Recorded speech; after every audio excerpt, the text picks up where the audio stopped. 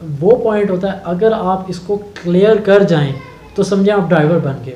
अस्सलाम वालेकुम व्यूअर्स, कैसे हैं आप सब? ठीक ठाक हैं व्यूअर्स। आज की इस वीडियो के अंदर मैं आपको ये बताने जा रहा हूँ कि मैंने गाड़ी चलाना कैसे सीखी। और मैंने अपनी जो पूल पार्टी वाली वीडियो थी, मैंने उसके अंदर भी आपको यही बताया था कि मैं आपको बताऊंगा कि कैसे मैंने गाड़ी चलाना सीखी और फिर मैं इतना काबिल हो गया कि मैं लॉन्ग ड्राइव भी करने लग गया। और एक मेरे अंदर जो एक टेंशन सी थी और एक परेशानी थी कि यार मैं कैसे लॉन्ग ड्राइव कर सकता हूँ, तो अल्हम्दुलिल्लाह से मेरी वो कन्फ्यूजन भी ख़त्म हो गई।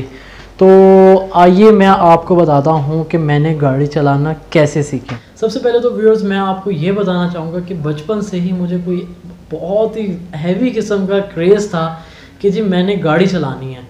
ठीक है, जिस तरह मैं आपको बताता हूँ कि बचपन के अंदर लोगों को शौक़ होता है कि जी किसी को पेंटिंग का शौक़ होता है, किसी को टेक्नोलॉजी का शौक़ होता है, किसी को डॉक्टर बनने का शौक़ होता है।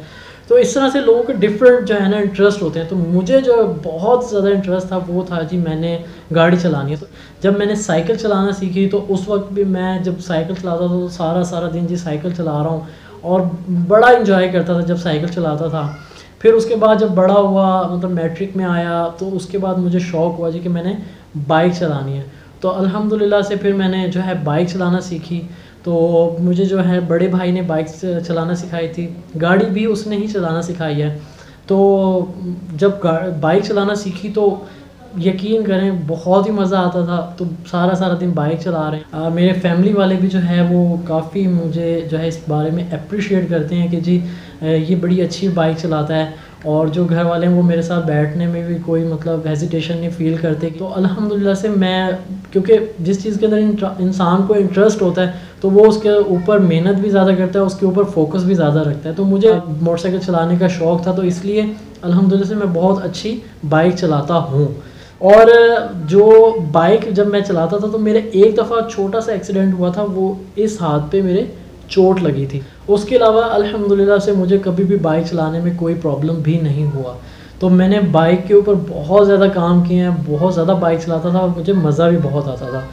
लेकिन व्यूअर्स बचपन से एक शौक़ था कि यार गाड़ी चलानी है और गाड़ी इस तरह से चलानी है, यूँ करना है, ये करना है, वो करना है। बहुत ज़्यादा शौक़ था, बहुत ही जैसे कहते हैं ना पीक लेवल का जो है ना मुझे क्रेज़ था गाड़ी चलाने का। तो जी मैं अब्बू को मतलब जब जैसे ही बड़ा हुआ, मैट्रिक ग्रेजुएशन किया, तो मैंने वालिद साहब से कहा कि जी मैंने तो गाड़ी चलानी है, तो मुझे गाड़ी लेके दें। तो अब्बू जी ने कहा कि बेटा अभी आप इतने बड़े नहीं हो गए कि गाड़ी चलाना सीख लें और गाड़ी चलाएं, तो आप अभी ज़रा आराम से रहें और अपना पढ़ाई की तरफ, स्टडी की तरफ तवज्जो दें, उसके बाद सोचेंगे। अल्हम्दुलिल्लाह से इतनी इस्तिताअत थी, गाड़ी ले सकते थे। लेकिन अब्बू जी के दोस्त ने जो है ना कोई पुराने वक्तों के अंदर अब्बू जी को एक बात दिमाग में डाल दी थी कि जी गाड़ी लेना किसी जो है ना लैंडलॉर्ड का काम है, एक आम बंदा गाड़ी ले ही नहीं सकता। इस तरह की बातें उनके दिमाग में डाली हुई थी, जिसकी वजह से वालिद साहब वैसे डरे हुए थे जी गाड़ी नहीं कभी लेके देनी बच्चों को, ये तो बहुत ही बुरा शौक़ है। तो जी अब मैं, क्योंकि यंग जनरेशन है, आजकल के दौर की जनरेशन है, तो उनको वैसे ही गाड़ियों को बड़ा शौक़ है, मीडिया हर वक्त अच्छी से अच्छी गाड़ी दिखाता है। तो हम लोग उस चीज़ के जो है ना काफ़ी ज़्यादा एडिक्टेड हुए हैं कि जी गाड़ियाँ होनी चाहिए, वाकई में गाड़ी के बगैर तो गुजारा ही नहीं। हालांकि नो डाउट गाड़ी है तो बहुत बड़ी टेंशन, क्योंकि उसको मेंटेन करना पड़ता है, उसका ख्याल करना पड़ता है। बाइक फिर भी गुजारा कर जाती है, 15-20 हज़ार की बाइक भी लें तब भी आप उसको चलाते रहें, कोई ज़्यादा ख़र्चा नहीं मांगती। लेकिन गाड़ी जो है ना वो प्रॉपर आपकी मेंटेनेंस मांगती है, ख़र्चा मांगती है। तो इस तरह के कुछ मतलब डर थे और चीज़ें थी। तो जी वालिद साहब ने जी अलाउ नहीं किया गाड़ी को चलाना। तो फिर मैंने ये डिसाइड किया कि यार कोई बात नहीं, अब्बू कह रहे हैं कुछ अरसे तक वेट करते हैं, चलो जी पढ़ाई से और स्टडी से, यूनिवर्सिटी से फ्री हो जाएंगे, फिर इंशाल्लाह ताला गाड़ी ले लेंगे और सीख लेंगे। अच्छा जी अब फ्री हो गए, प्रैक्टिकल लाइफ के अंदर आगे कोई मतलब वो नहीं थी। फिर अच्छा भी नहीं लगता कि वालिद साहब को बंदा कहे कि जी गाड़ी लेके दें, क्योंकि अब प्रैक्टिकल लाइफ के अंदर है, बजाय जो है हम उनको खिलाएं और हम उनकी ज़रूरियात को पूरी करें, हम अपनी ज़रूरत के लिए अगर उनसे मांगे तो बड़ी एक अजीब सी बात है और शर्म वाली बात है। तो इसलिए शर्म आती थी कहते हुए। लेकिन अगर कोई इन्वेस्टमेंट या कोई सेविंग आ जाती थी तो मैं वालिद साहब से कहता था कि अब्बू जी कोई गाड़ी शाड़ी ले ले, तो अब्बू कहते थे यार अच्छा देखेंगे, कर लेंगे। खैर चलता रहा इसी तरह से। तो फिर एक दफ़ा कज़न ने मतलब इस तरह से बात की कि यार अगर तुम्हें कोई अच्छी जॉब मिल जाती है, आउट ऑफ कंट्री कहीं मिल जाती है, कहीं से ही मिल जाती है जॉब, तो वहाँ तो गाड़ी चलाना बहुत ज़्यादा मैंडेटरी होता है, बहुत ज़्यादा लाजमी होता है, तो यार तुम गाड़ी चलाना तो सीखो। तो बस उसने मुझे इस तरह से कुछ कहा। अब गाड़ी तो थी नहीं, ठीक है, ना ही इतने पैसे थे, तो मैंने क्योंकि ड्राइविंग स्कूल के अंदर एडमिशन कुछ अर्सा पहले लिया था और मुझे कुछ ना कुछ गाड़ी की नो हाउ थी, इसलिए मैं थोड़ा कॉन्फिडेंट था। लेकिन ड्राइविंग स्कूल की ना एक एडवाइस मैं आपको ये करूँगा कि प्लीज़ ड्राइविंग स्कूल जाने से पहले एक बात जहन में रखिएगा कि अगर आपके पास अपनी गाड़ी है तो फिर तो वेल एंड गुड है, फिर तो ज़बरदस्त है कि आप आराम से 3-4 दिन के अंदर ही गाड़ी चलाना सीख जाएंगे, क्योंकि आपके पास अपनी गाड़ी होगी, आप आराम से प्रैक्टिस कर सकेंगे। जो चीज़ आपको उसने बताई होगी वो आप आके घर में होमवर्क करेंगे, चलाएंगे, थोड़ी सी आपको चलानी आ जाएगी। लेकिन अगर आपके पास अपनी गाड़ी नहीं है तो प्लीज़ आप ऐसे ही ना जाके जो है ना ड्राइविंग स्कूल वालों को पैसे दे दें, क्योंकि उन्होंने फिर जब उनको पता चल जाएगा कि यार इस बंदे के पास गाड़ी नहीं है तो वो कहेंगे कि भाई फिर फ़ायदा ही कोई नहीं इससे सिखाने का। वो क्योंकि आप तो उसके उनके कस्टमर होंगे तो वो आपसे पैसे ले लेंगे, लेकिन फिर वो आपके ऊपर ऐसी तवज्जो नहीं देंगे कि जिसकी वजह से आपको गाड़ी चलाना आ जाए। वो बस गुजारा लायक आपको कर देंगे, क्योंकि उनको पता होगा यार जब गाड़ी इसको चलानी नहीं आती है, इसके पास गाड़ी के जो है ही नहीं प्रैक्टिस करने के लिए, तो इसको क्या पता चलेगा हम क्या इसको सिखा रहे हैं क्या नहीं सिखा रहे। तो वो सिर्फ दिन पूरे करते हैं और आपके पैसे लेके आपको फारिग कर देते हैं। मेरे साथ भी ऐसा ही हुआ था।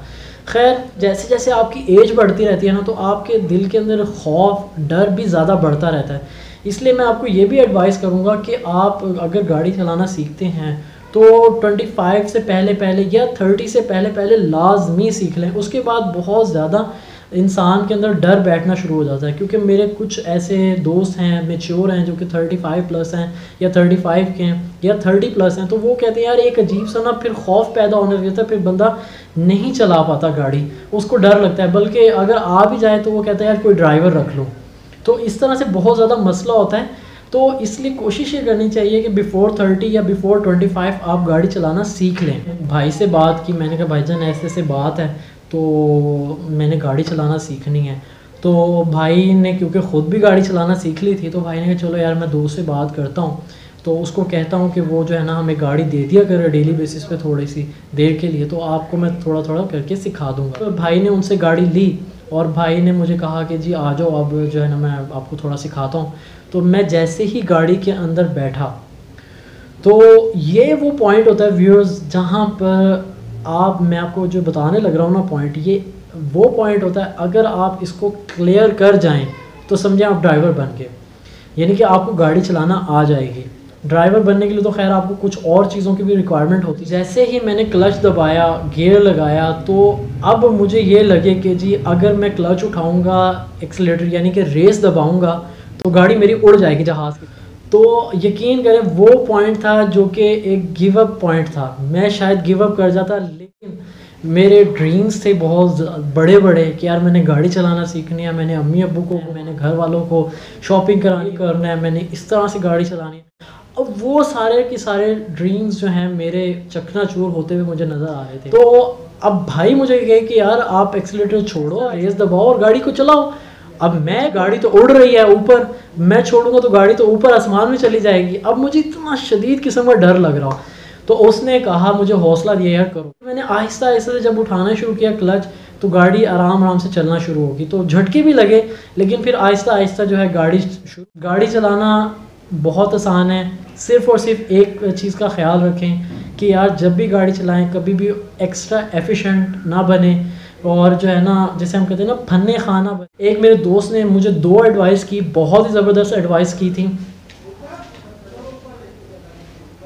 मुझे पहली बात ये की थी कि जुनैद कभी भी अगर गाड़ी देख रहे हो, आप सड़क पे जा रहे हो, कहीं खड्डा आ गया है जहाँ पर आपको लगता है कि यार आपका नुकसान हो सकता है, ये ज़्यादातर होता है जब आप गाड़ी रिवर्स कर रहे होते हैं, तो आप काइंडली उतर के देख लो। आसान लफ्ज़ों में कहते हैं कि आपकी शान के अंदर कमी नहीं आ जाएगी।